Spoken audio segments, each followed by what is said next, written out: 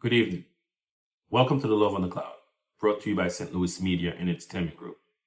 I'm your host, Herson St. Our topic of conversation today is romance, specifically the lost art of romance.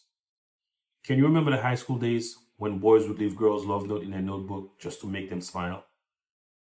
Or when a young man and a young girls would choose not to get on the bus after school, instead they would walk a few miles just to share laughter and conversation? Beautiful conversation that would make her heart beat. These were the hallmark of romance in a different generation. There was a time when men would write passionate letters, compose sonnets.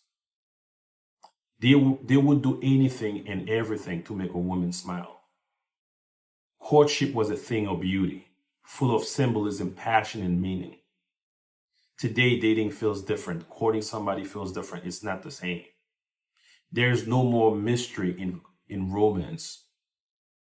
The longing, the thrill of the chase, they're all gone. There's no more thrill in the chase. There's no more looking forward to what I'm going to say to this person the next day or the day after and the day after and the weeks to come. These things don't exist anymore. Some have argued that traditional romance is dead. I'm not willing to do that just yet. But some have argued that traditional romance is dead and that it is being replaced by a more practical, less expressive approach to love. But is this shift in romance, is this shift in love necessarily a bad thing? Can we say that it is a bad thing because it's so different from the norm? It is so different now from what we used to know back in the days. Is it really a bad thing because today is different from yesteryear? Or have we lost something precious in our rush towards modernity?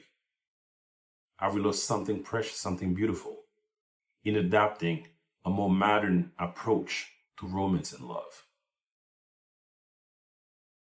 Have we? Have we lost it? Have we lost the beauty, the magic behind trying to get to know a woman as a man? Or is it that, you know what, time has evolved, so should love? We as human, we've evolved. We've made progress. So now is love also progressing?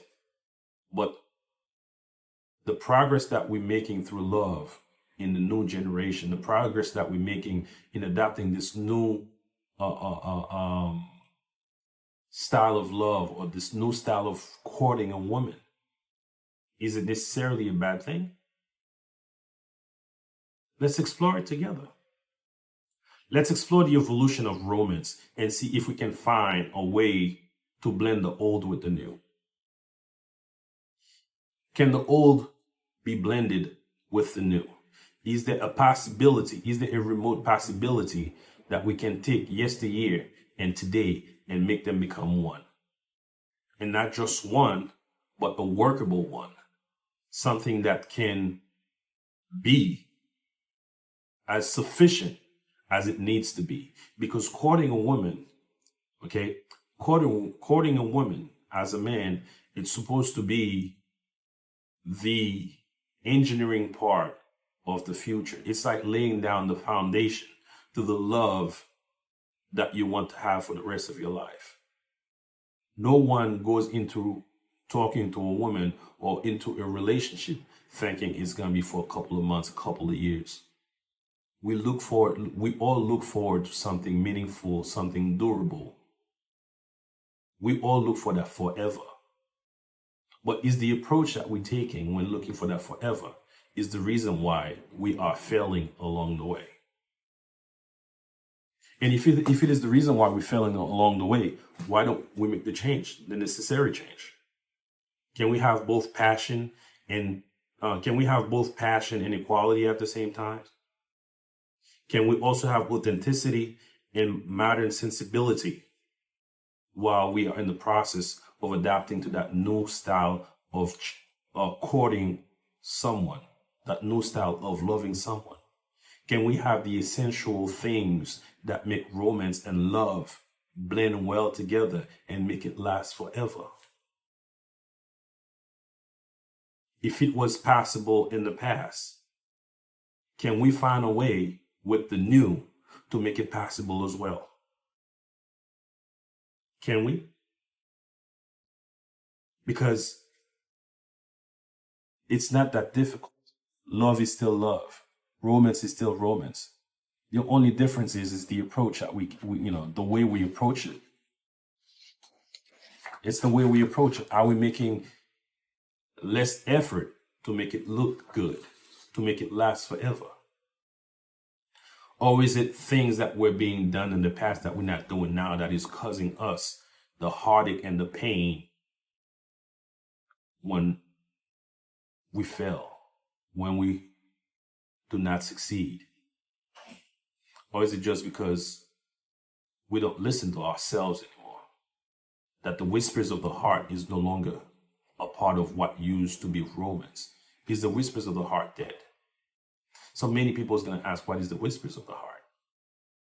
The whispers of the heart is something simple. That's when we listen to ourselves. When you feel a certain way about a woman as a man, where does it start? It doesn't start with the mind, it starts with the heart. It's the heart that speaks to the mind.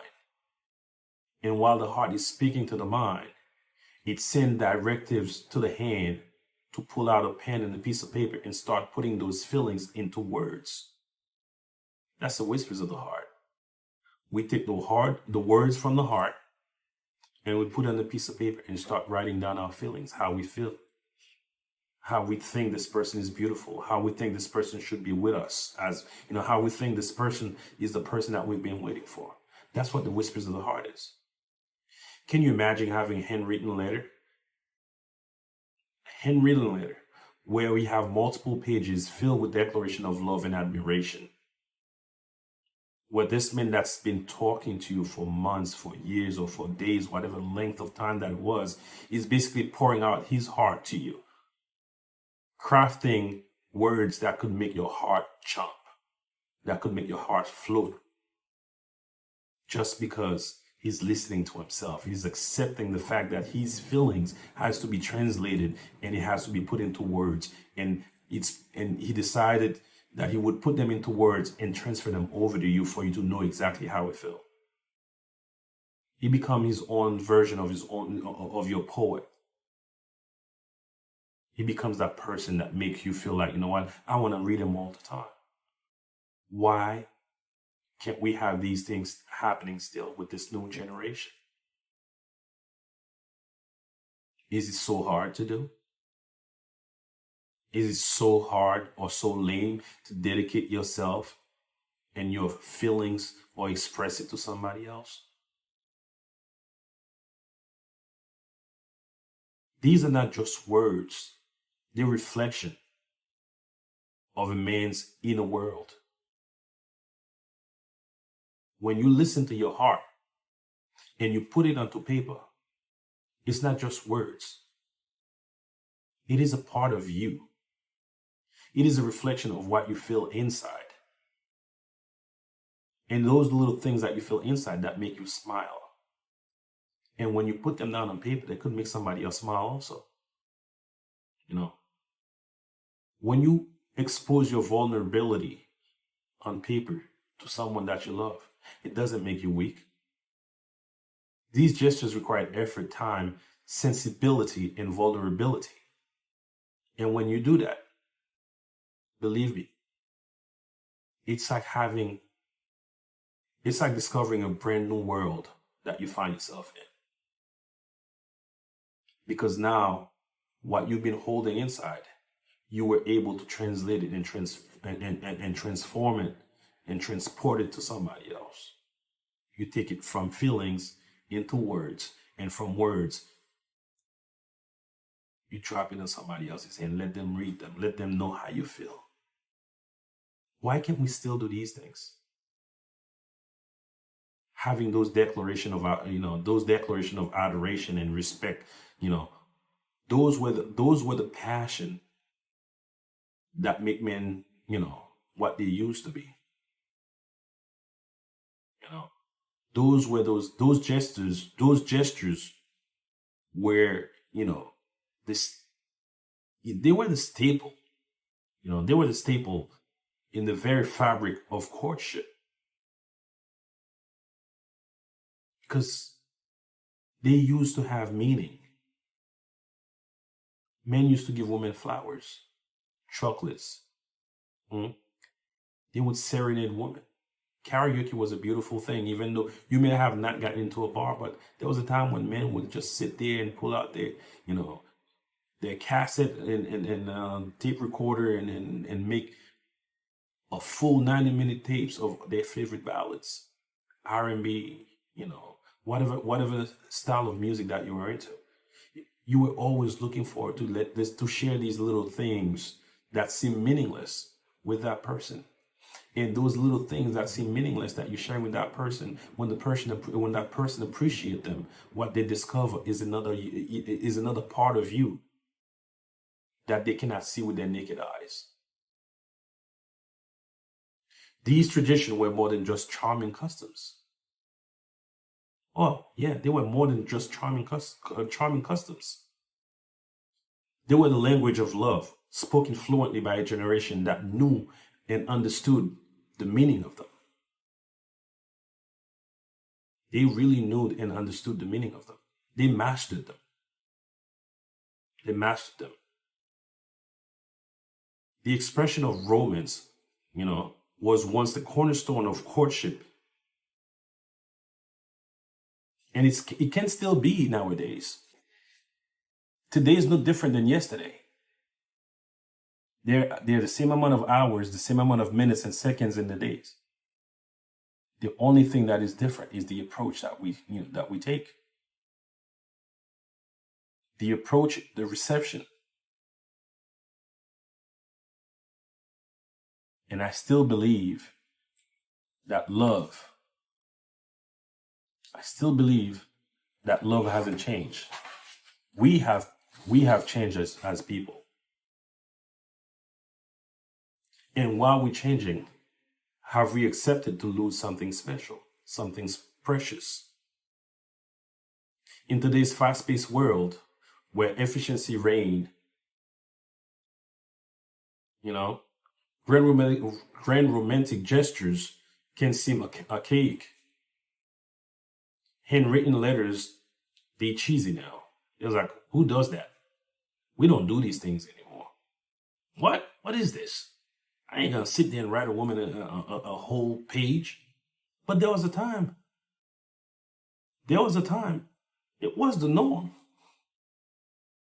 It was the norm. You would sit there, you would brainstorm of all the beautiful things that you can think of just because you want to write something beautiful to a woman.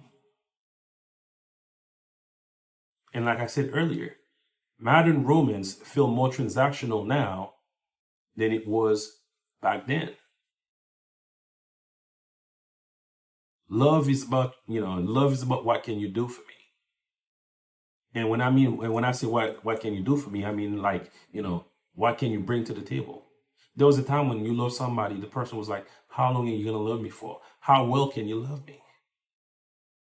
Nowadays it's like, if you love me, can you buy me a Mercedes Benz? Can you take me on that trip? Can you buy me that Fendi bag? Can you buy me those Gucci shoes? So love has become transactional, more transactional now than it is about sharing emotion, passion, and the future. We are more focused on convenience instead of gratification. We give more of our time and our thought to the material things that can come with love than the gratification of the feeling that is being expressed. And the sad part about it, it's only gotten worse with the emergence of the dating apps, because it becomes so easy to start to go in and out of relationship with the dating apps. You know what? All I have to do is I'm gonna go on this dating apps and I'm gonna see what I'm looking for. You know?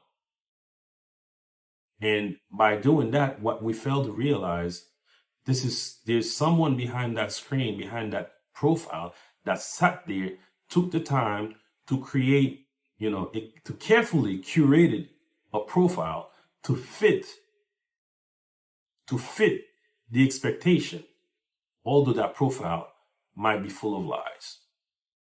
But because romance, love, getting to know somebody become more transactional than it is about passion and getting to know somebody, you fall faster for that curated profile than the reality of what is out there. And then when what we were expecting out of that profile is not what it is, quickly we move to the next profile. And if the first profile was curated, carefully curated, what are the chances of the second profile being the same way? The emphasis is on appearance. That's where it's at. Witty banter, quick hookups. There's no room for vulnerability. There's no room for vulnerability. We want it right now. And if I give you a chance, if it's not what it is right now, then I'm not even going to find out why it's not what it is right now. I'm moving on to the next candidate.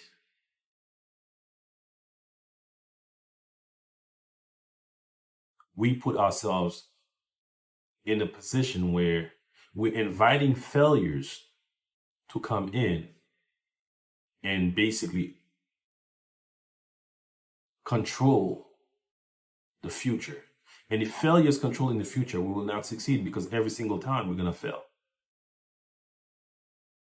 We are more practical now, less concerned about, the language of romance, the language of love. We're not interested in these things anymore. Someone could basically spend days in expressing himself or herself to someone that he or she falls in love with, someone that he feels like, you're the person for me. But if that materialistic thing that we're looking for is not there, we don't want it. But I'm not trying to say that back then, men or women were not focusing on material things. Don't get me wrong. You cannot love somebody and not have food to eat.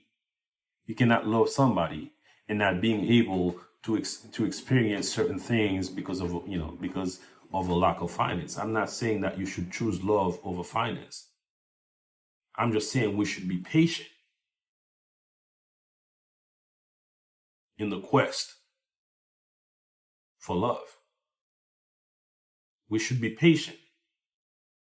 Just because somebody appears to not have it doesn't mean they don't have it. And sometimes you might find someone that is willing to give you all the love that there is to give in this world.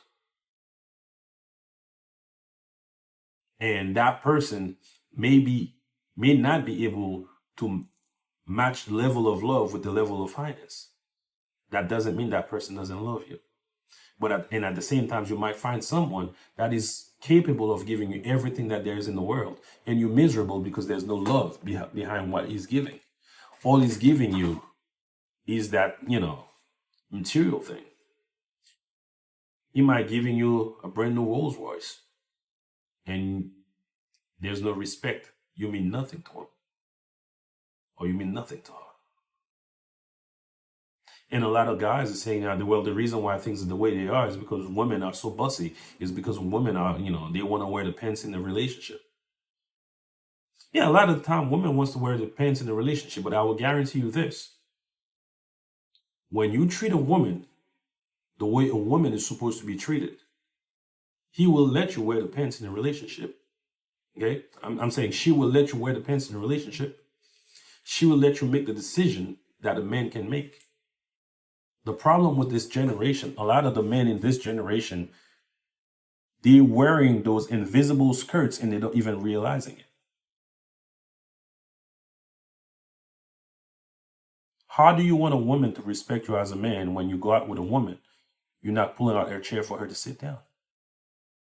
You're not opening her door for her when she's walking into a restaurant or a hotel or a movie theater. How do you expect a woman to feel safe with you when you're walking down the street with her? You on the inside of the street and she's on the outside where, anything could happen. As a man, if anything is going to happen to a woman that you're walking down the street with, that thing got to come through you first before it gets to that woman. Because as a man, you're supposed to be her protector. You're supposed to be her provider. You're supposed to be, and I'm not just talking about providing for her financially, but there's the emotional support that she needs. That's also, you need to be able to provide those emotions. So therefore, if a woman feels like, you know what, I have to act like a man in the relationship, therefore she's going to be the man in the relationship because you're allowing her to be the man in that relationship. But when you come in as a man, if you present yourself as a man in the characteristic of a man, in the approach of a man, in loving her the way a man is supposed to, both financially and emotionally, oh, trust me, she will be the most submissive woman you will ever see in your life. But before a woman can be a woman in a relationship, the man gotta be a man first. Don't expect a woman to be a woman when you're not being the man. If she feels like you are her equal, then therefore, you know what? There's no need for her to submit to you. There's no need for her to, to say, you know what, I'll let you take the lead, because she already feels like she's your equal, because you're allowing her to do the things, you're allowing her to do for herself the things that you were supposed to do for her. And I've heard many people say that feminism and the feminism is reframing romance. Is it true that feminism is reframing romance? Now, I'm not against any feminist movement. The feminist movement has achieved a lot. Women's right to vote, women's right for equal pay. First of all, there's no difference between men and women to me. If I can do a job for $100,000 and a woman can do it too, if she's a better candidate, she should get it, and she should get it. I should not get it because I'm a man and she doesn't get it because she's a woman. If she is capable and more capable than I am, even though she has a skirt on, it is her job to get. It is her job to get. There's no difference between men and women when it comes to the workforce, when it comes to society. The only difference between men and women is when a man teaches her woman, is when a man teaches his woman how to be a woman. But if you're not teaching her how to be a woman in your approach, in the way you protect her, in the way you provide for her, well, guess what? She doesn't have to be a woman with you. So the feminist movement, I have no problem with it. Let it be. Let it be. We're on the verge of having a female president for the first time. And these things is possible, okay? This thing is possible because of the feminist movement. There's no such thing as women is less than a man. We have equal rights. We can do the job equally. Okay? Even though there's certain things that a man can do, and when they try to do it, certain women, in their misunderstanding of feminism, feel like, you know what you're trying to do is patronizing. Okay? When a man is trying to be a man, you don't have to feel like, that man is making you feel like, well, I'm doing it because I'm a man, and you're a woman. It's his responsibility to do these things. That's his job. In order for a man to grow as a man, a woman is supposed to allow that man to take the step to grow as a man without interfering. As long as he's doing it the right way, allow him to be the man. He might make mistakes. And when you let him know what the mistakes is, he will correct it and come back and be better. So fellas, don't feel intimidated because a woman is powerful. Because a woman has an opinion of her own. Don't feel intimidated because a woman has a better job than you do. If you do your job, her better job will be not an obstacle. But if you're not doing your job and she has a better job than you, you best believe she's not going to use the better job to make you feel little. She's going to use your lack of capability as a man because you're not doing what you're supposed to make you feel little.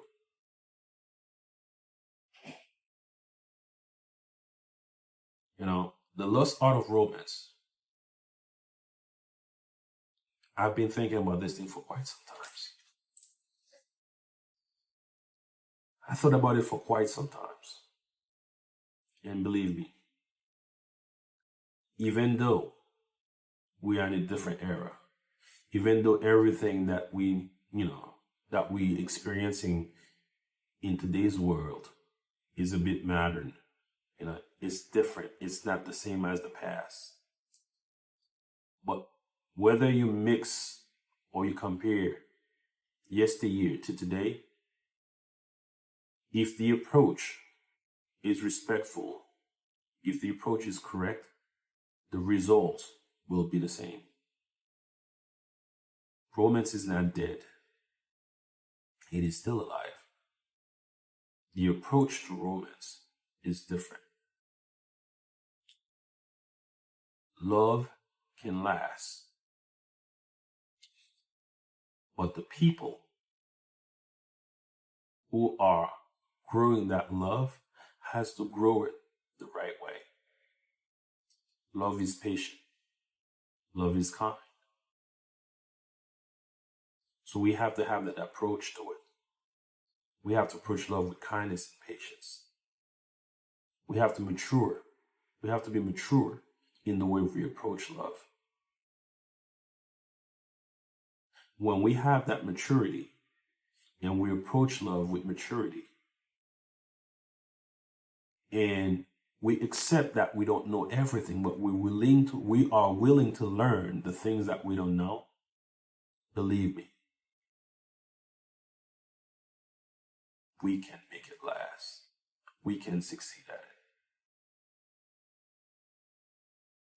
Love is beautiful. I still write poetry, still do. I still give handwritten notes. Because I do doesn't mean you have to do it too. But what I do that you have to do, and what yesterday people were doing that today people needs to do, is pay attention. Be compassionate. Be affectionate. Be attentive. Be sensitive. But above all, young man,